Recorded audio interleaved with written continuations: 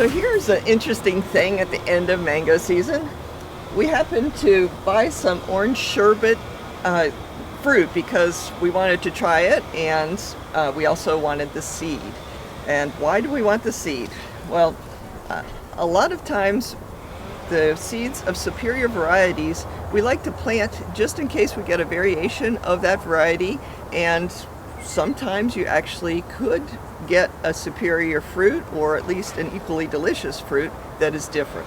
So anyway, we have some orange sherbet seeds, and I'm going to show you two different ways that we deal with this. So here are the seeds, and I've actually had them in a little bit of water, not underwater, but in a little water for a while. So one of my favorite ways I'll use the term like loosely, prepare seeds for planting is to just put them in the bottom of the kitchen sink. And water splashes on them when I'm doing dishes or washing my hands or anything like that. And over a course of a couple weeks, they seem to be easier to open up. Some varieties have like really tough seeds to open up. My least favorite seed to open is Gary because it's a very large kernel in a small husk. There's just no room to work in that. And one of my favorite ones to open, on the other hand, is Ryan. Very large husk, very small kernel. That's easy. It's always easier, no matter what the variety, if the husk has gotten a little bit softer, and also it tends to start to separate as that kernel swells, and its kernel swells when it has access to water and it thinks it's about to germinate. So you can possibly sort of see that. You didn't get the before picture, but you might be able to see that, like on this one, this is starting to separate here, and I should have washed this particular one off a little bit better, but right here these kernels are swelling and it's pulling the husk apart. So these will be easier to open than they would have been like 2 weeks ago, and plus these kernels inside should germinate more quickly than had I planted them 2 weeks ago.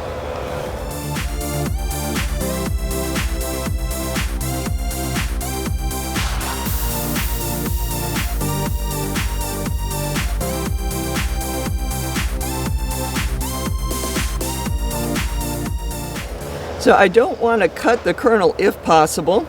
Right here next to the stem end is a flat part. There is no seed in there. So I can just cut this off. And again, it's easier to cut because it's had access to water. So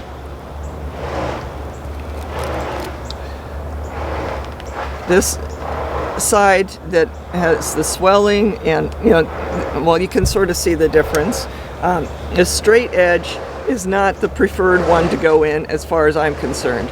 It's sort of like a clamshell in that this is the hinge side and this is the side that opens up more easily.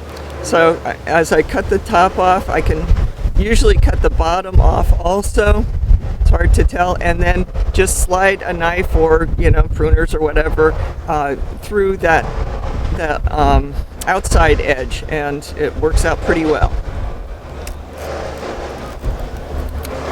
I'm sure other people have better ways of opening these seeds, but this is just what I use, and seems to work out pretty well. This is a raised part of the seed down here. This is very flat. That means no embryo is under this portion either. So I can just cut that off and make my life a little bit easier. So that should just open right up now. So this is the action part of the seed. I'll just take that skin off. You don't need that. But this is interesting. You see how this little part has come apart, it's stuck to the skin, but you have two different roots. That's because the orange sherbet is usually a polyembryonic type of seed, or at least sometimes is. Some varieties have that where some of the seeds they produce are monoembryonic and some are polyembryonic. But this is definitely polyembryonic. You can see there's cracks in the white part of the seed, this interior part, and we have two different roots forming. So anyway, that should be an interesting seed to plant because possibly one of these would be a product of cross-pollination and the other one would be a clone. That's if we're lucky. So with this, in this situation where I take the kernel out of the husk, this is for interior germination. So I have a 1 gallon pot that I've put some potting soil in, and I'll just put it toward the top of the potting soil and cover it. So this is another seed here that is very fat. This embryo inside has just really swelled and probably ready to germinate. So I'm going to take this particular seed out of its husk, and again I cut the top end off first. There's nothing in there. You can see that the embryo starts way down in the husk in this particular variety anyway. This bottom end feels pretty full. I can cut the very tip of the husk off, I think, without having a problem. I don't want to hit the embryo if possible. And of course this is the straight end. That's the equivalent of the hinge end on a clam, and you want to open up the outside part of the husk. It's just easier. So some people actually use an oyster knife, and I think that would be a really good thing to use, but I actually don't have oyster knives. So I just do this, and it's pretty easy to open most varieties. Just pull it apart, and there's the seed. Now, this seed doesn't have to work its root through the husk at all. It will be ready to go right into the soil. So we should have a very good root system. I think I might have just torn off a root. That's unfortunate, but this looks like a very healthy embryo, so I'm guessing that we'll send out some more.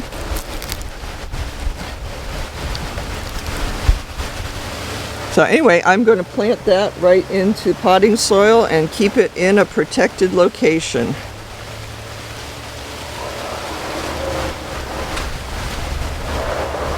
As long as I keep this watered, it should germinate very nicely, but it has to be in a protected area. The reason for that is those kernels are like a superfood to a lot of the animals of the night, especially, and even squirrels. They love it. Yes, they will eat the fruit, but this is like, super delicious protein bar. The kernel is, very much sought after. Even in the off season, sometimes we'll see discarded seeds where some animal has gotten into through the husk and eaten the kernel out of it. So if you're planting a seed and you want to see a tree or a seedling from it, you have to keep that kernel inside if you take it out of the husk. If you're planting it directly outside, leave it in the husk, because that's like the first line of defense. Fortunately, we have a lot of fruit around still, so hopefully the animals will not be seeking out tougher food to get. I mean, some labor is involved for them to get the kernel out of the husk. So if you bury this a little bit in the sand, then hopefully it will have a chance to germinate outside before an animal finds it.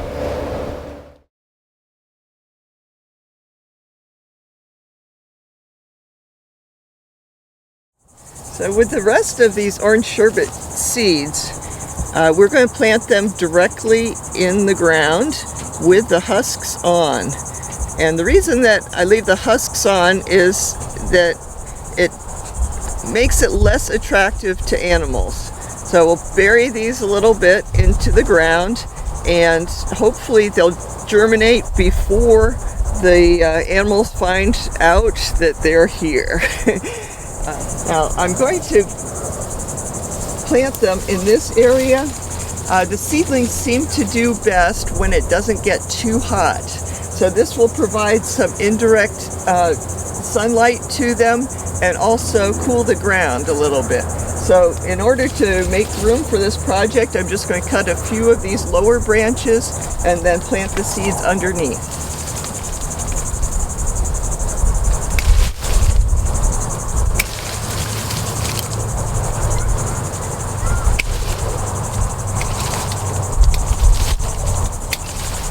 And eventually, I'm planting these underneath this area of the tree because this tree has grown out too far this way.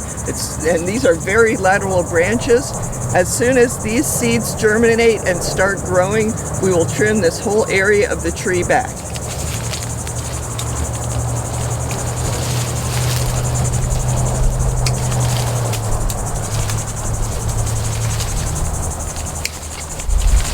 Okay, that's room enough to work and still accomplishes the shade goal. Get these branches out so we can get them away. So this is the area that I want to plant the seeds in. I just discovered a little seedling from this mother tree. This is a chocanon, and so here we have a seedling of chocanon. I could take it out right now, but I'm just going to leave it, and what I'm going to do is put a stake in wherever I have planted an orange sherbet seed, and then I'll just try to remember that there's one other one that's not an orange sherbet. Seems like an easy thing to remember, but you know, sometimes the mind goes during mango season. So anyway, this should be a lovely environment for these seeds to grow in. Protected from the direct sun, but getting plenty of sunlight after I took out those lower branches. And I'm going to bury these seeds just a little bit so that they don't attract animals. Hopefully just sprout and get on their way. So let's see, here's the business end of that. So there's one of our seeds, and I think I'll put another one over there. I'm just clearing out some of these weeds, so it'll be easier to keep track of the mango seeds when they start growing. I'll plant or put one of the seeds in. This is a big rock that came in with some a load of rocks that we had, and so anyway, basically there's no grass that's going to be growing here. And of course, after these seeds sprout, we will trim back the branches that are providing all this shade for them now. It's always good to mark where you've planted seeds that you care about, so that you don't mow them over or walk on them or something once they sprout. You know, I keep an eye on them, and so you know where you're supposed to be looking. Yeah, I'm just gonna, I guess I'll go just a couple feet away from this particular seeds. Okay, so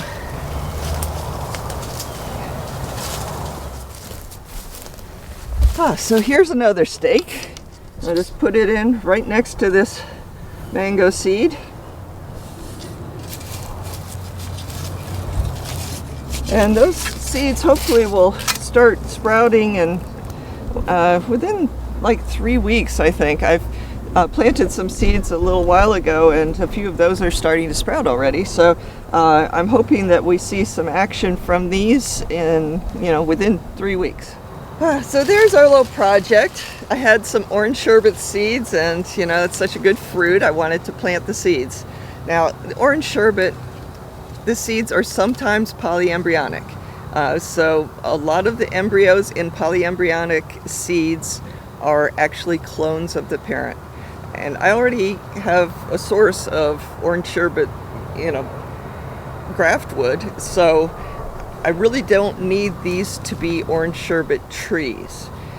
But some of the seeds are monoembryonic, so of course those would be product of cross-pollination, a little bit different from the regular orange sherbet.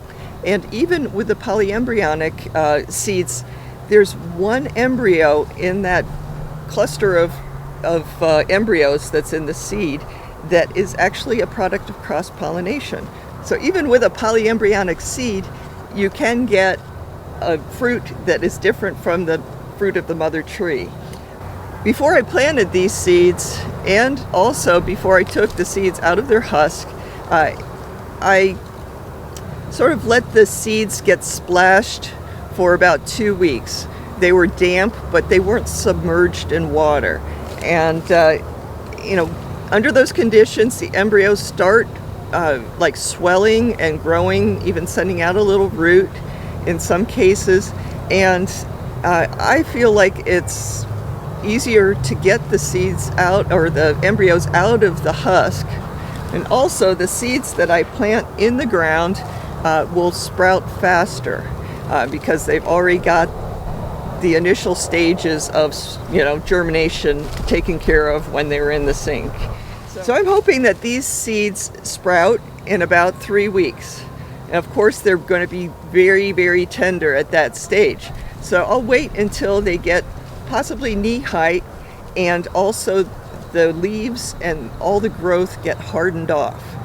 At that point, I can cut back this part of the tree and let them get more sunlight and hopefully grow even faster. So this is a long-term project because, of course, I would like to get fruit from all these seedlings, the ones I planted in pots and also the 3 seeds that I planted here. So from time to time, we might check back with you on these different projects and see how they're doing. So whether you're planting seeds inside or outside, good luck with your projects, and I hope they all sprout.